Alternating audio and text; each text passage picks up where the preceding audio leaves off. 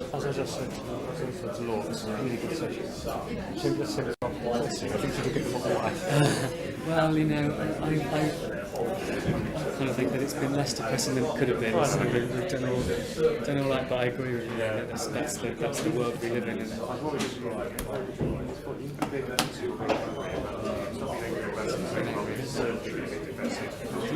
you can throw in an angry question after Andy's talk, probably. I've got to remember who I'm here representing you, so I can't necessarily always say what I think, even if I agree completely with you. Oh, what a historical thing to say. I should say I'm speaking live into the mic, so that was a joke.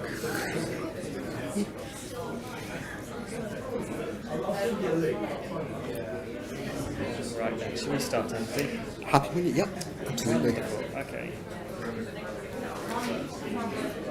Okay, everybody, welcome back. Thank you all for returning for the graveyard shift of TAG 2016.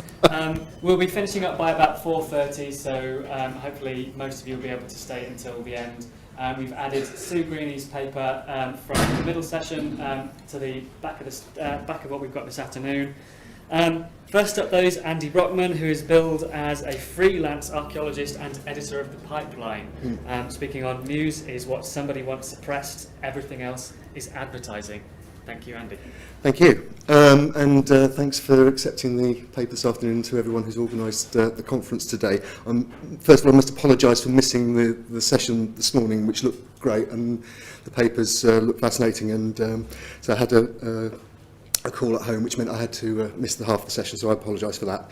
Anyway, I am probably going to be slightly more discursive this afternoon than with a normal academic paper, because possibly some of the ideas that I'm going to throw out to you really for your response, it's more in terms of a provocation perhaps than a closely argued paper, but we'll see where we go. I wanted to start with this quote from Catherine Graham. Catherine Graham was the publisher of the Washington Post at the time of Watergate, and probably one of the high watermarks of investigative journalism worldwide, in that it led to the resignation of an American president. We wonder if that's going to happen again in the future. At the height of at the time, she was the owner and publisher of the Washington Post, and defined the journalism that she wanted as that. And as archaeologists, a lot of what we do, a lot of our communication actually does fall into the advertising category. We're telling people what we do, how we've done it, why it's a great thing. There's nothing wrong with that. It's exactly how it should be. And we do that in various ways, increasingly with our own publications and the control of our own publications, but also through the mainstream media, through the traditional, what's now called the dead tree media, broadcasters and so on. And it's actually the lifeblood of a lot of archaeology. Anyone who's ever made a funding application will be aware of that. You have to be able to show chapter and verse about cause and effect and added value and all whatever the jargon words happen to be at the time. And I just mention here a sort of apocryphal story. It's not apocryphal because I was actually told it by somebody who worked there at the time.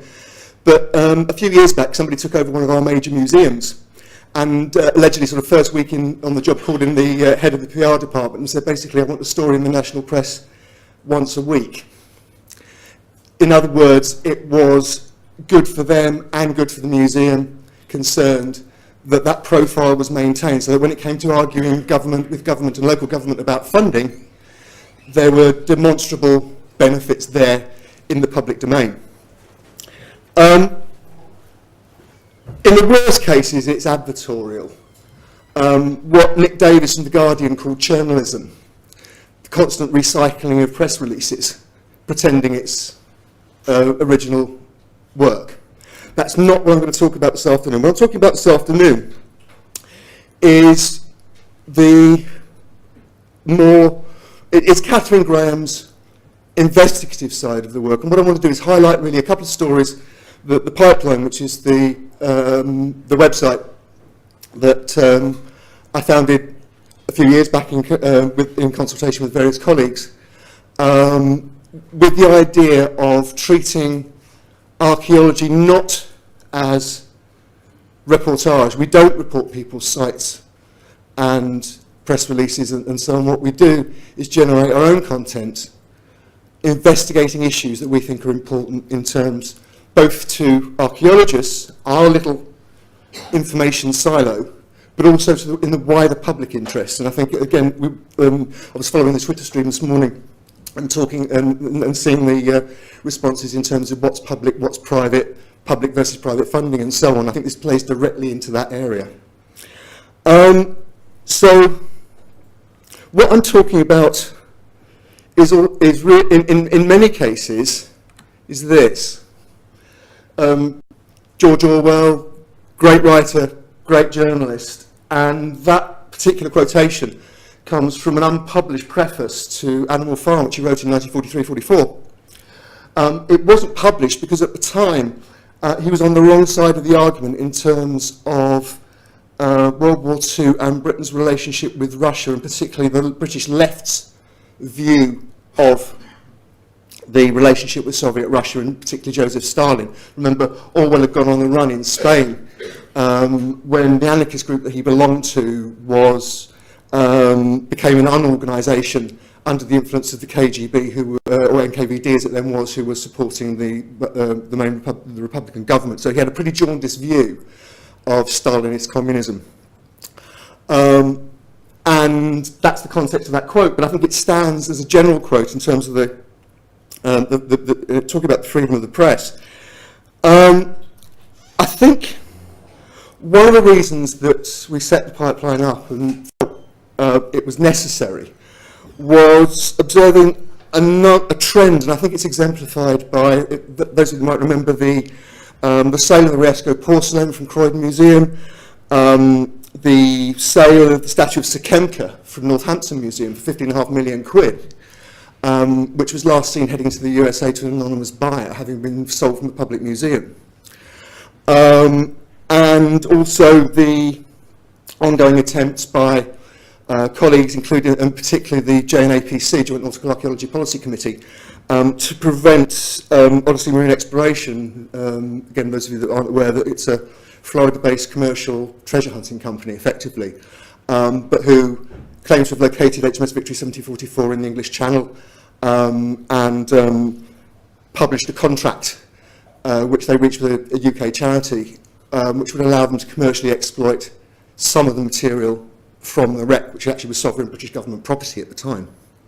It's a long and complicated story, I won't go into it now, but it's looking at stories like that, which is where our interest came from, and the fact that the agencies that we would expect probably to act as the checks and balances on behalf of us, the public, and I'm talking here about the various agencies like Historic England and its various counterparts in the devolved administrations, National Trust, Museums Association and so on, in many of these cases, for reasons which we can discuss, didn't appear to be stepping up to the plate when things that might be defined as iffy were going ahead. And with situations like the sale of Sekemka, which was undertaken by a local authority, particularly driven by the head of that local authority, the baton there was picked up by a group of local activists who had no experience in campaigning at all before it started. They were mostly members of local learned societies and museum professionals, but who hadn't expected to be having to deal with a situation like this, a multi-million-dollar object being deliberately sold off by the local authority that was meant to be guarding it on behalf of the community.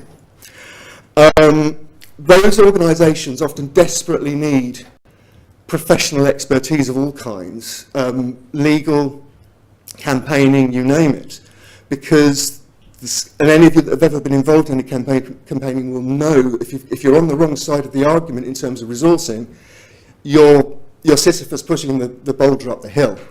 When pushing down is the full weight of government and local government and commercial interests and the legal resources that they can pull on to completely outgun you if you're not careful.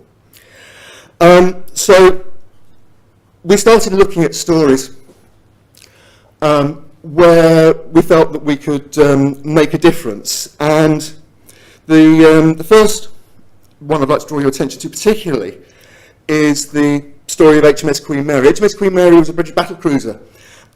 She blew up at the Battle of Jutland with the loss of over 1,200 lives. And she's Crown property. She's what's called a sovereign immune warship. Nobody should interfere with her without the express written permission of the UK government. Except that over the years, Queen Mary, as an exemplar, but also virtually, I think 2/3 at least of the other Jutland wrecks, and many, many others, have been either sold off or systematically looted, or both. This is important because certainly in we're talking about public archaeology, the public regards these as war graves, although there's no such thing as a war grave at sea. But they are protected by sovereign immunity, and they're also protected from exploitation by UK nationals by the Protection of Military Remains Act.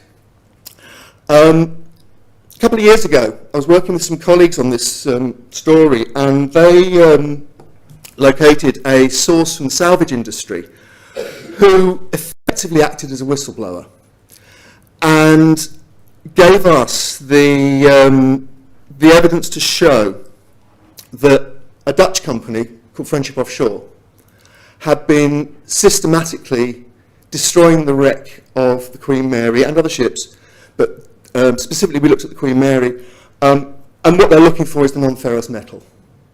It's boiler room condensers, boiler room plant, copper, brass, things that fetch a premium in the international money, in the international metals exchanges. And at the time this was going on in 2009, 2010, there were spikes in the metals trade. It was when the Chinese economy was booming and they were building like it was going out of fashion. This is the kind of forensic archaeological evidence that we were looking at to prove the case.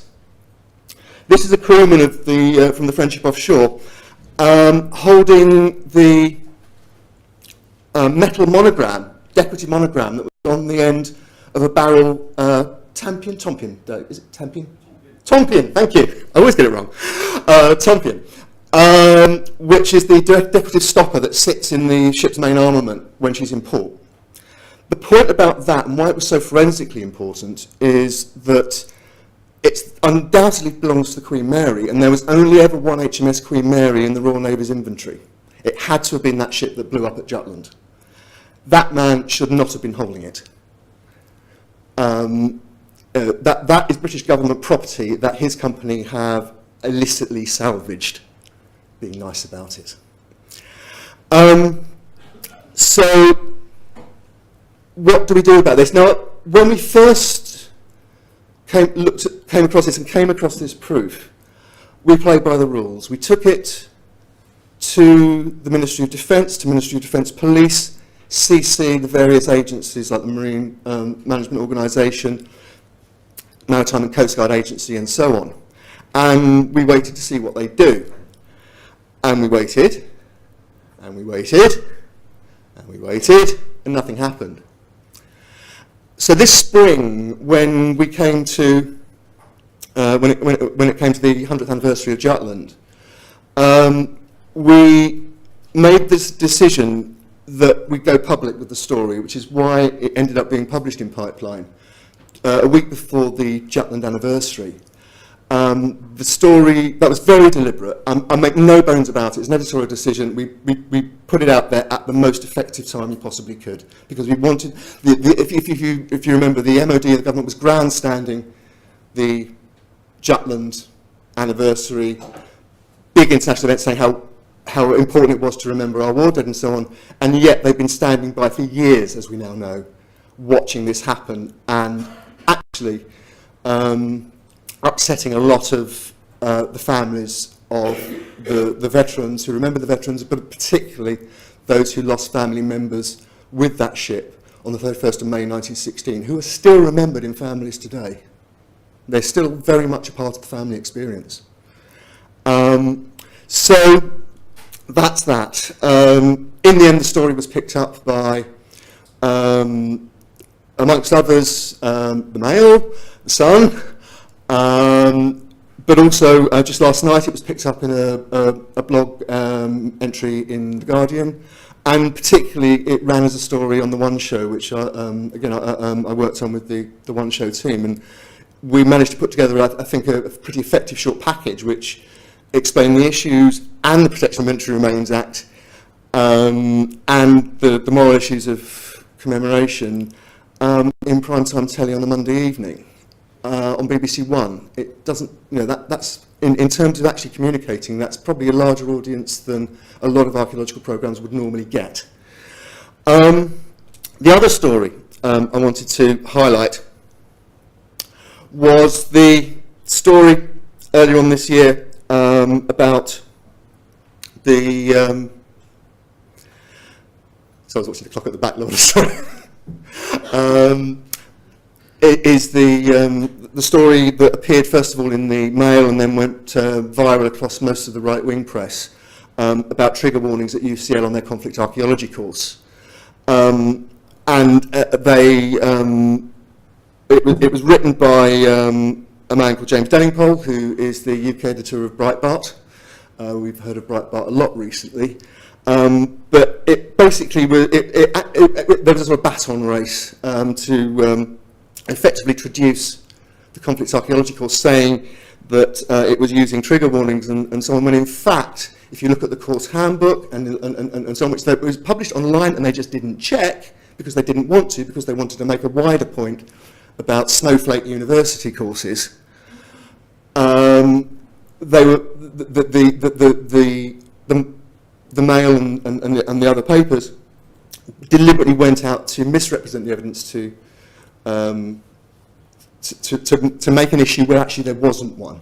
What the course was actually saying was that if people think conflict archaeology is a very sensitive area, people who have worked in war zones, who've worked on war crimes, who've worked, maybe people who've been in the services or charities, NGOs who've got PTSD and so on,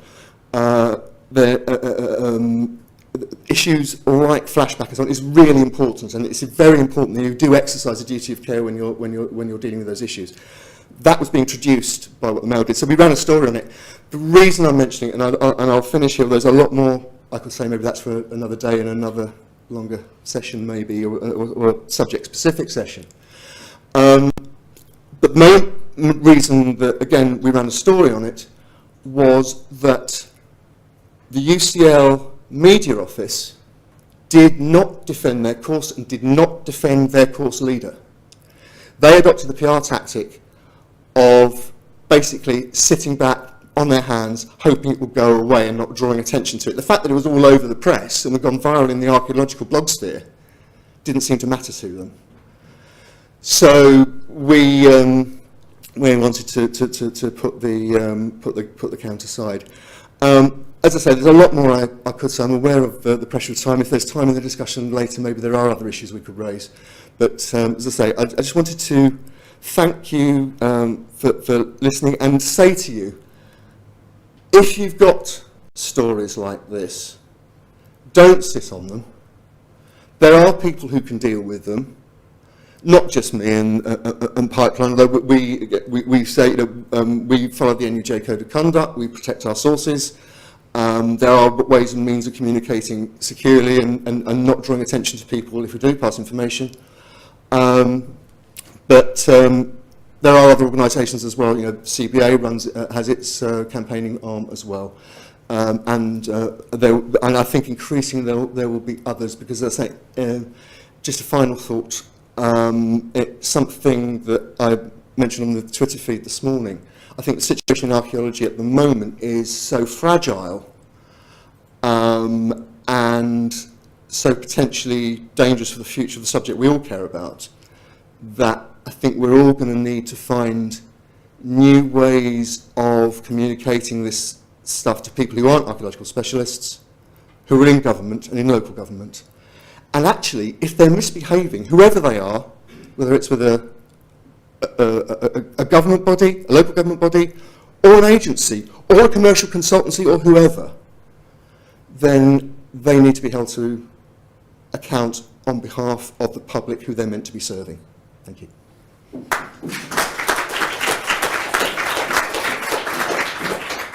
thank you, Andy. You may have noticed that we've crossed into the session of the day, which is themed very broadly around advocacy. Now, I'm going to allow a question in a moment, but I wanted to ask you, Andy, you're sort of, the pipeline in particular, and I know you've got figures in different pies, Yes.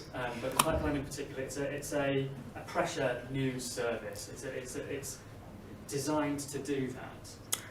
Yeah, I mean, the full-length script, and I will publish the full-length script on academia.edu, so if any of you want to read the full unexplicate version, it will be there in probably after Christmas now, but it will be up there, and I'll tweet when it goes up. And that's aside whatever publication, I don't know what you're planning. But one of the things I was going to say later on is that I've been on a bit of a journey since I started doing this. I started off doing overt campaigning. I think now it's, in terms of the way certainly this has developed, and the Queen Mary story is a case in point, it's more effective to argue a case with evidence on an even-handed basis and give a right of reply to the person you're criticising. Because actually, when they don't reply to you, when you write that at the end of the article, so-and-so has been approached for comment up until the time of publication, they have declined to answer, that tells you a lot. So I think it has morphed into perhaps a more traditional kind of format. But again, that's just on basic experience, I think it's more effective. So I'm going to take Chair's privilege and say, while we've got you here, and I think you have a lot of impact, potential and actual, through that kind of avenue. What's your advice to people in this room, be they professionals, be they representatives of organisation like we are at the CBA, an organisation which has and does try to retain a sort of neutrality? Yeah. They don't want to be pointing fingers and saying, so directly as you're able to do. So what's your advice to both the CBA and organisations like us and other professionals in the sector? I think we're a partnership. Like in all archaeology is a partnership between different disciplines, between different skills and skill sets and so on. I think I have the advantage. I don't have an academic tenure, so I don't have to refer to the university press office. All I have to care about, and again, it's something I was going to go into later, are the legal issues. Can I stand up if somebody writes me a solicitor's letter? Can we stand the story up in a way that makes us as legally as possible fireproof? And I've been very lucky to work with colleagues who have legal expertise in a lot of this. I think there will be stories that you'll be able to, you'll have a gut feeling that you'll be able to do, you can handle yourselves through a local advocacy system or a national body or whatever. There are some stories where there are vested interests, government interests and so on, where it's really helpful to be outside, and that's where the old-fashioned... I'm not a trained journalist. Any skills that I've got have been developed through doing this over the last 4 or 5 years. I know there are other people in the room who do have journalistic background, and they've actually given a lot of advice and help in this sort of thing. But there will be points that, sometimes there will be a story that you care about so much, but you can't deal with it yourself, and that's when you can come to, say, us, Pipeline, me, whoever, and either write it yourself, and we can publish it under a private eye type, lunchtime OBU pseudonym, or if that's still too close, we can take on the material, distance it, protect the source, and still get it out there in the public domain. So yeah. I'm going to save questions now until the end because I don't want to get so off track and save that discussion slot for the end because it's now the end of the day. We definitely don't want to run over. So I'm going to invite Mike to come down and say thank you again to Andy. We'll definitely pick some of these things up again at the end of the discussion session. Thank you.